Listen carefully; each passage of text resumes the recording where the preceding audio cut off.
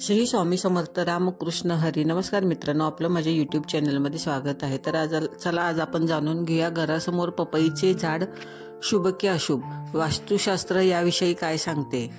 तर फळझाड लावण्याची हौस अनेकांना आहे. त्यातील काही झाडं सकारात्मक ऊर्जेसह सुख समृद्धी देतात, पण काही झाडं नकारात्मकता वाढवतात.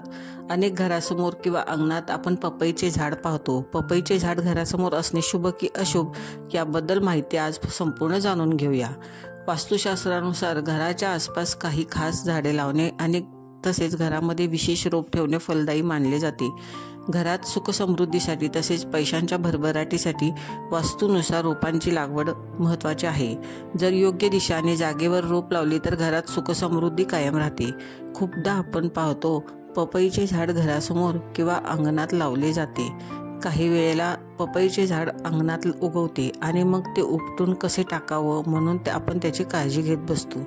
पपईचे झाड घरासमोर असणे चांगलं की वाईट जाणून घेऊयात.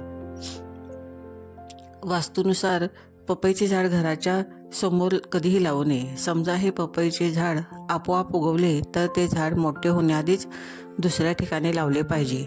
शक्यतो पपईच्या झाडाची जागा घरासमोर नसावी.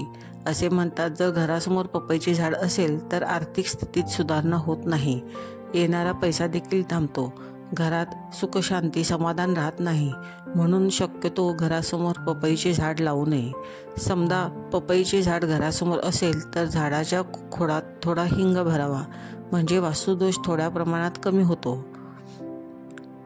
पपईच्या झाडात पितरांचा निवास असतो असे मानतात, म्हणूनच पपईचे झाड घरासमोर नसावे. घरासमोर पपईचे झाड असेल तर मुलांना प्रत्येक गोष्टीत अपार कष्टाचा सामना करावा लागतो. घराच्या अंगणात पपईचे झाड लावत असाल तर ते अशुभ मानले जाते. अंगणात पपईचे झाड असेल तर आर्थिक समस्या कायम राहते. घरात कायम क्लेश होत राहतो. वादविवाद आणि कलह यामुळे टेन्शन वाढू शकते. म्हणून शक्यतो घराच्या अंगणात पपईचे झाड लावू नये. या सर्व कारणांमुळे घरासमोर पपईचे झाड असणे वास्तुशास्त्रानुसार अशुभ मानले जाते.